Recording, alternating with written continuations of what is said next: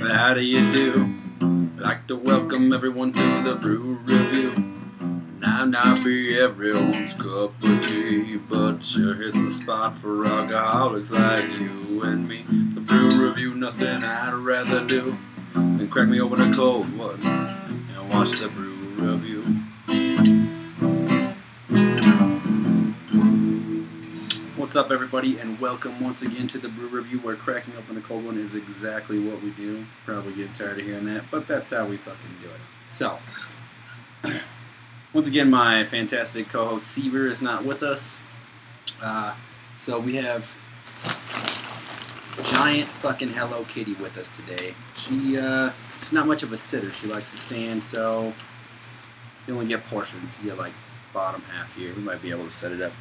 You can get a whole view there. She's easily excitable, if you know what I mean. So, giant Hello Kitty. Tonight on the brew review. Nah, fuck that. Alright.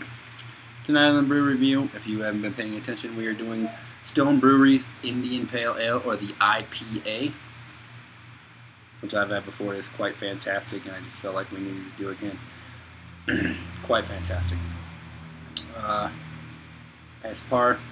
If you didn't watch The Arrogant Bastard, they always have like a nice their own kind of stone explanation of their beers on the back of them. So here's for the IPA. A fearsome stone figure that has powers to ward off evil spirits. That's good. Our stone brewing company Gargoyle wards off modern day evil spirits such as chemical preservatives, additives, and adjuncts. I'm not sure what that is, but I'll find out. Stone IPA. To see that this IPA is deliciously hoppy would be putting it modestly. And while we have many strong suits, modesty is not exactly one of them. And so we use a totally immodest amount of hops in the recipe for this gem of an IPA. The result, big hop flavor, and courtesy of generous dry hopping, a big hop aroma. What about hop bitterness, you ask? You bet. We loaded a glorious amount of crisp and refreshing hop bitterness into this brew. The result is a true thing of beauty.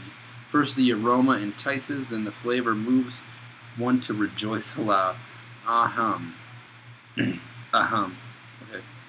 Well, it does for us anyway. In fact, it makes us feel downright poetic. That's pretty sweet. And we know it will for you too. Our philosophy, this should not be much of a mystery to anyone. After all, we hardly keep it a secret. We revel in our love for big character brews. Quite the opposite fact, we love to shout about it. See, we simply have too much fun creating our brews by traditional, artisanal methods to even think about brewing anything less than outstanding. Okay. And why should we? There's plenty of brews out there that cover the other end of the spectrum quite well, so we don't even try to go for that mass appeal. If you like big flavor, you'll be happy with our philosophy. Cheers. And once again, everybody. My lovely daughter Emily. Hi. And once again, I massively suck at reading out of the bottle there. So, you want to get in here, bud? Nah. Nah. It's the show. See, look. I'm getting kicked over here by that. Okay. This is my daughter's BFF, Jaden. He also happens to be our awesome neighbor. Awesome neighbor kid. Alright, you guys go play. Yep. No foul. Oh, that's how it's going to go. Bye-bye, everybody. Bye. See you later. Alright. And meet my blue Hello Giant Kitty. Hello Kitty. Alright, she got that for her birthday party today. Gigantic Justin Bieber birthday party today, by the way. See my VIP pass? That's right, I'm knocking it. Okay. A little bit of the backstory on the IPA here. Sold by Stone Brewery, as said on the back of the bottle. The Indian Pale Ale is exquisitely hoppy. All right, it should be it should be 2B. Okay, yeah, it should be 2B in the IPA family. Released in August of 1997, Stone's IPA has said to have a huge hop aroma, flavor, and bitterness throughout. Now that's quoted straight off of the Stone website, so we might as well put it on the back on the bottle. And since we're doing an IPA is all about the hops, let's find out about those hops. The hops used in this IPA are the Columbus. It's a U.S.-born hop, bred by the Hop Union. Best guess is probably early 90s. They don't really have a direct point on that right now. It has mass variety. Also goes by the name Tomahawk, but the Tomahawk is copyrighted by the Yakima Chief Incorporation. I guess there was a lawsuit, shit happened, so this guy Zimmerman and the hop union actually own the title for Columbus hops and all that, but they still allow the Yakima Chief to use it under the Tomahawk. So if you hear about the Tomahawk, it's the Columbus. Same shit, different company. The aromas are supposed to be an earthy, spicy, pungent, and some citrus overtones, but not overwhelmingly citrusy like a Cascade. I do believe we've covered the Cascade hop before, but I don't recall all the details on it. Mostly used in American Pale Ales and bittering for stouts and lagers. The other hops we have are Chinook. The Chinook is an American hop developed by the USDA pre-breeding program, which is pretty sweet there. Released publicly in 1985. It's a cross between Petham Golding and the USD selected male hop. We're not sure which one that is. It's a cross, going mainly in the Yakima area of Washington State. The aroma is supposed to be herbal, smoky, piney, floral. Some sources say similar to Cascade, so we're getting a lot of,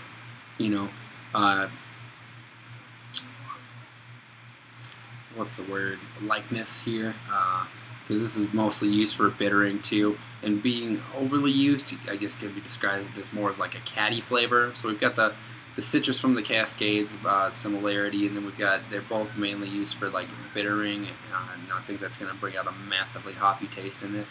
Last but not least, we have the Centennial hop, born in 1974 in the USA, known as the CFJ 90 at that point in time. It was released publicly as the Centennial, I believe, in 1990, and is a cross between many varieties of hops, including the Fuggle, I don't know, 2 G's, not sure. Brewer's Gold, East Kenton Golding, and the Bavarian. The aroma is pungent, citrus-like, floral, not as floral as a Cascade, but more bitter than Cascade. So here we have another hop that has, another likeness in comparison to the Cascade. So it's bringing out that nice bitter hoppy kind of citrus thing going on there. Mostly used, I guess, as a defining hop for a variety of American Pale Ales and IPA styles, so that's good. So this is a massively used hop. It's a main for the American Pale Ales and the IPAs, and also is said to work well in dark ales. As it goes with Stone, if anybody's ever heard Stone or anything like that, the ABV on this is 6.9%. We like it. It's always stout. It's always good. It always kicks your little balls off. And then it's 77 IBU. I was looking at it, and the IBU is a way of assessing the beer's bitterness, color, and strength. If I was looking at it right and I had figured it out right, being a 77, it's up in between a stout and a Imperial Stout is what would put it at. It's because I believe the Stout starts at the 69, and then the Imperial Stout starts around like 85. So being a 77, it'd be just about midway in between there. So it's going to be lighter, but still pretty good. It's available in the 12-ounce bottles, the 22-ounce bottles, which is how we like to do them up. Get them in 6-packs, 12-packs. As of this spring of 2012, they started making them in 12-packs. And on the draft. So that's fantastic to know, because I would love to go to a bar and just have one of these motherfuckers. They're quite good. As per usual, all my information is from stonebrew.com, and all the hops information comes from Brew Dudes. They've never let me down. I see no reason to use anybody else. If you ever have a question about hops or even malts, they got pretty good information on malts too. Brewdudes.com. They fucking rock it. My gay neighbors, they're actually pretty cool. That's right. Alright. So, see that? You know all about some Chinooks and Cascades. Cascades are pretty good, man. I've had a few different beers with a lot of Cascades in them, and I dig that shit. So, information's out there. That's how it goes, and here's the part of the show where we like to drink beer. The official brew review fucking bottle opener here. I'm getting worse at this, I think. I thought I would be getting better, but I'm actually getting worse at it, so. Oh, that one actually went pretty well. Been looking for this all week, man. I love these fucking. Hey, hey, hey! That's a movie. Okay, movie.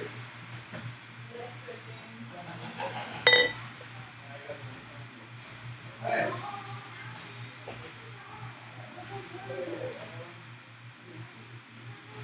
Oh my God! That's a movie. He got another sound.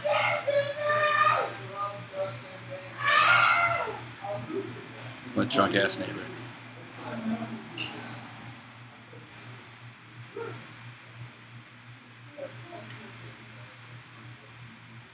Look at that. It's pretty sweet, man. It's got a nice, I don't think a too dark or stouty color, but it looks pretty good to me. Going on.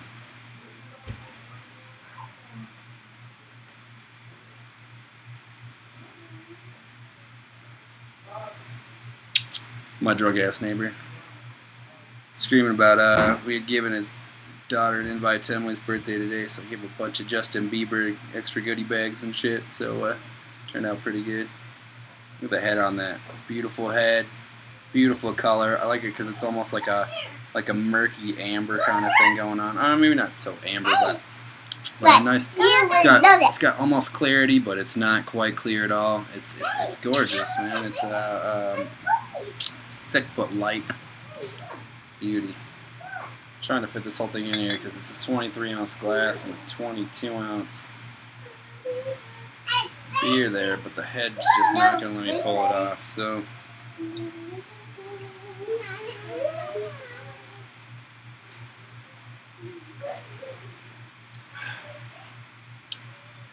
oh, it's fucking magical. And you can definitely tell the mass hop flavor in it.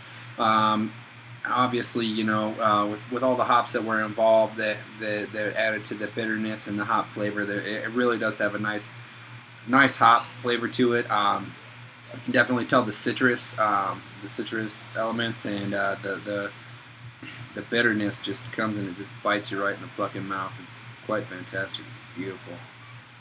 Love this. Don't forget the gargoyle. Wards off all the evil beer spirits there. That's what's up. Fantastic. Oh. I'll never get tired of Stone Brewery. They just they bring it out and they bring it 100% every time. I've never been disappointed with a Stone ale, and I haven't tried them all, obviously, but I'm pretty sure that they're not going to let me down yet.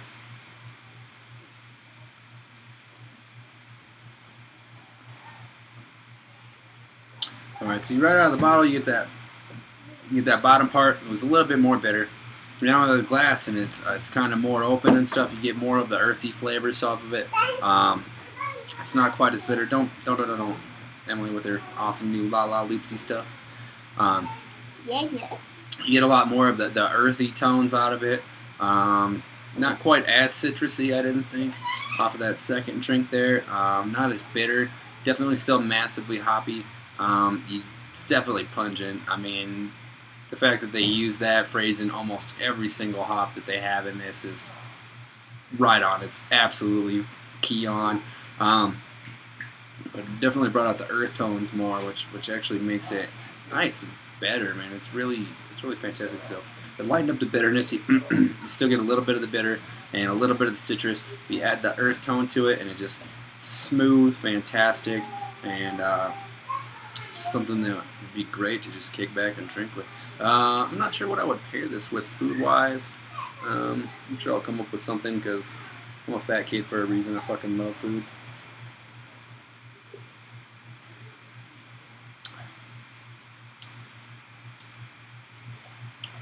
I don't know. I did eat tater tots and some buffalo-style chicken strips just before I started the show, so it probably would have went well with that. Everybody knows I'm kind of a meat and potatoes kind of guy, so I bet it would go great with a fucking steak. Depending on the seasoning, I wouldn't go, I'd maybe like lemon pepper it up. You know, I wouldn't go too much of that whole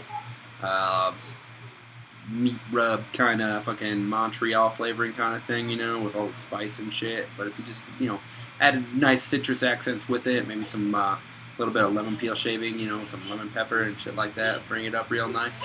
The citruses would probably complement each other really well. Maybe even just a little bit of orange peel or something. It'd probably be pretty sweet. Pretty freaking great, man. I'm loving it. What's going on in fucking Guttenberg, since you're my only fan?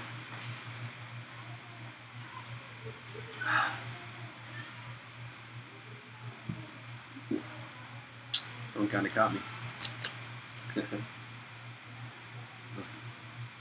Beautiful fucking beer. I love it here, man. It's just fantastic beer all the time. I'm meeting new fun beer drinking people all the time. Good stuff.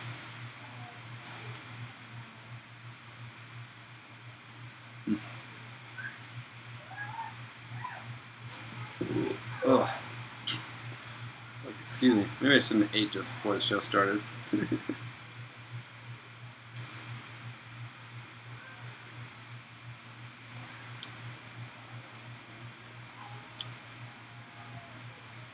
Yeah, I don't know if it was just the bottom of the bottle there, or if it's the whole thing. Because once we got it open in the airy kind of glass here, it really did. It really mellowed out and it toned it out really well, and it's so smooth and great. I think right out of the bottle there, it kind of had a bit more bitter flavor to it. You know what I mean? It would be more of like a I'm just here to kick your ass kind of beer, whereas this is just something that you would just be able to kick back and relax with, you know, go over to the fucking BWWs and fucking mow down on some wings and just enjoy yourself a nice glass, you know, kick back, relax, do whatever you're gonna do, woo the lady, you know what I'm saying? It's smooth, it goes down great, it's still gonna kick your fucking ass, so no roofies needed, you know, it's kind of a fool by itself.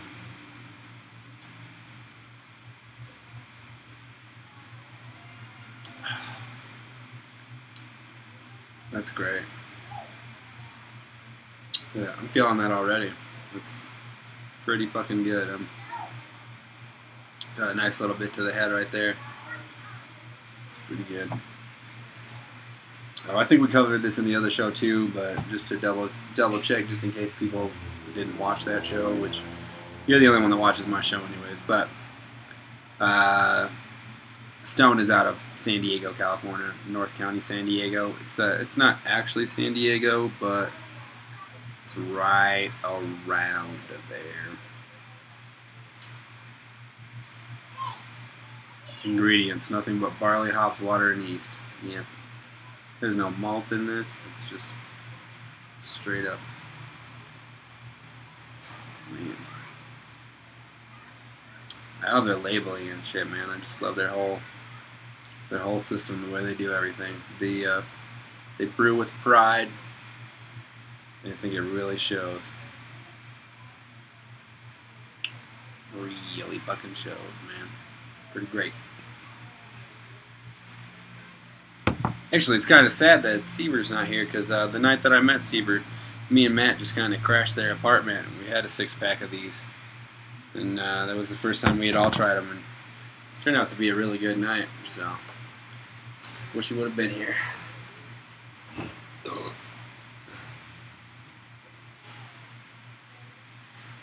How's it going, John? Hello, Kitty. A little bit of paw there.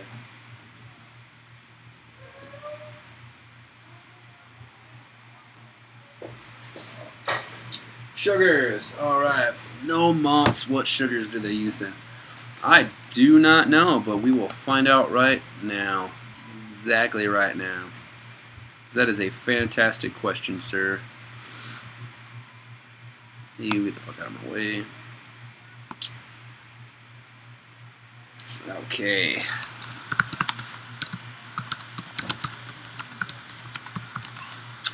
Stones IPA.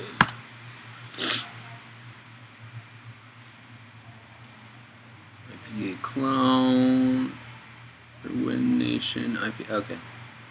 No, I don't know what to call them. Alright. Escondido, California. That's where they're from. Okay, right here from Beer Advocate. Stone Brewing. Oh, Ruination IPA. Oh, I don't know. This is not giving me the actual just Stone IPA. That's the Ruination IPA. It's the Ruination clone. Brew a double IPA, IPA beer. Stone Vertical Epic Ale. Homebrew Chef. Let's try this again.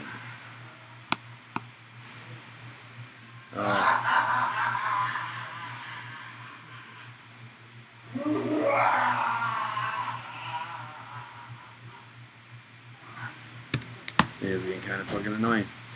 Alright. The Ruination is the only thing that's bringing up, and I don't have a Ruination, so I'm not sure exactly. Let me, let's see if there actually is malts.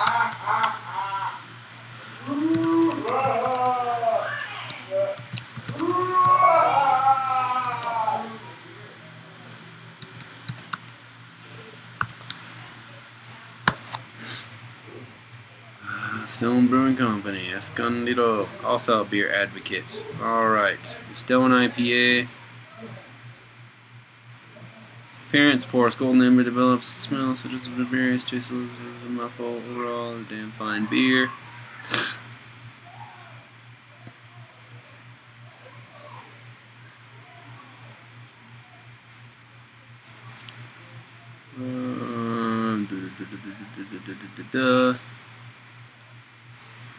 I don't know that they're using sugars in it or what they're doing, because I'm not finding anything about sugars or malts in it, and it says flat out that they don't use the malts in it, so I can't say either way. I don't know what kinds of sugars they're using in it. It's not bringing up anything for me. So beer advocate, yeah, that's where I was looking at. I don't know, man. I couldn't find anything on any malts that would be involved, or on any sugars that would be involved. I was at beeradvocate.com. That's right, giant Hello Kitty. So, all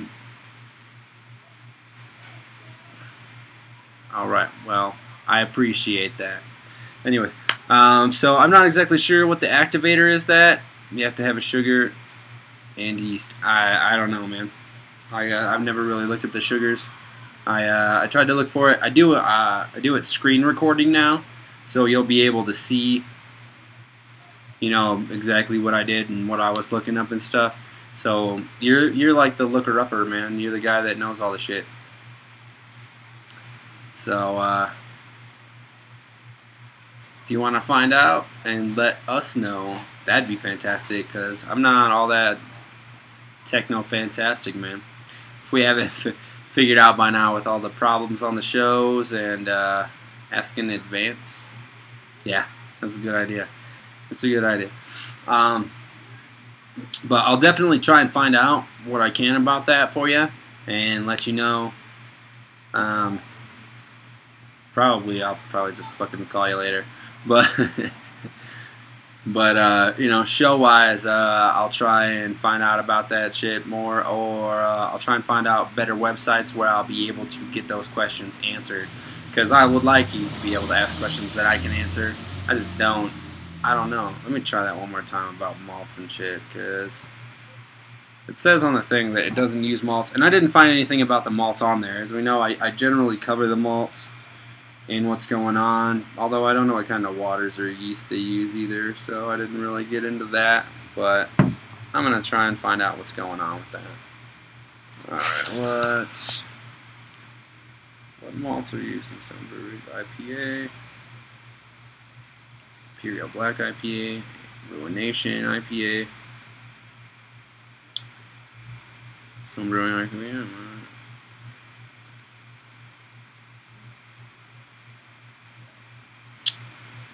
The American IPA.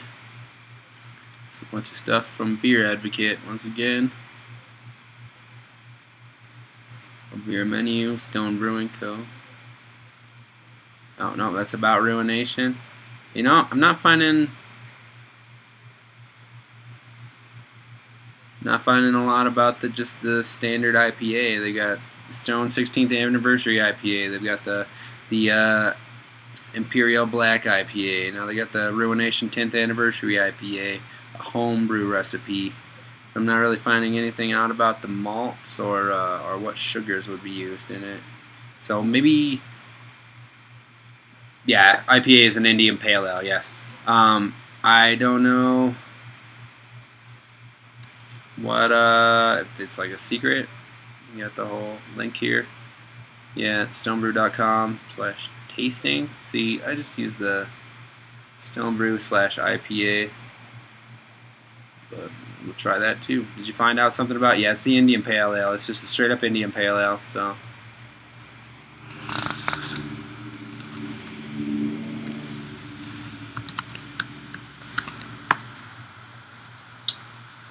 Indian Pale Ale. And this is what I got. This is where I got my information from. You can rate the beer. You can get the advocates and things like that. I'm not sure. Beers. Stone Pale Ale. Oh no, that's just a regular one, isn't it? Alright.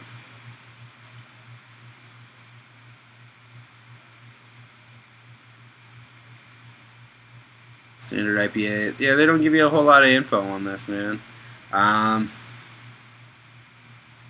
know. Light, medium, malt character. Okay. You got that from the tasting portion of it? Okay. Everybody will be able to see this. Well, you can't see my finger pointing at it. But it's stonebrew.com/tasting/IPA/index/HTML. Excuse me, and you'll be able to get the characteristics on the malts and the sugars in there. Sorry. Man, I'm telling you, I love these guys. Half a beer. Half a beer. I'm drinking 11 ounces of beer. Straight to the fucking head. It should kicks my ass. I love it. Yeah, that's what I'm thinking, because it said just straight barley. That's what they're using. It says nothing but barley, hops, water, and yeast. So there must be barley malts. I guess I spoke too soon. My bad. But good looking out though. I love that you're fucking on that shit, because I'm really bad at it. Information is not my strong point.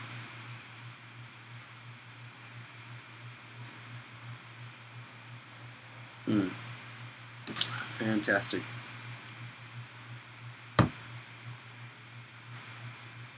Dirty bastard. Nice. Alright, well, this is going to be the part of the show where we end it. It's going to be the end of the show. We're trying to keep it down to a half an hour, because otherwise I just get belligerent and chill out with my brother here and we just talk about stupid shit. Next week, we are going to do the Founder's Dirty Bastard. So long as I can find it, I do not see why that should be a fucking problem. And the fact that I was a beaten redheaded stepchild for a portion of time, I think it deserves looking into. Loving it. All right, thank you guys for coming, and we'll see you next time. Enjoy your brews, enjoy your dudes. Keep kicking back and cracking the cold ones. Later.